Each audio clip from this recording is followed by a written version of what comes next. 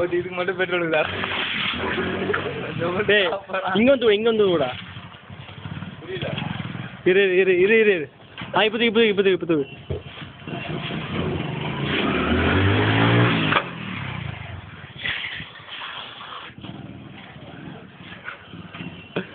தூக்கு.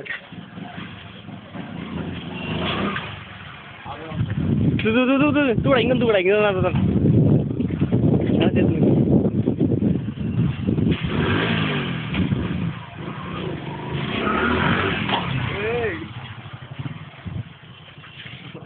பெட்ரோல் காசு தூடா எடுக்கிறேன். எடுங்க தூடா. பார்த்த தார் மாதிரி வச்சா சான்ஸ் இல்லடா.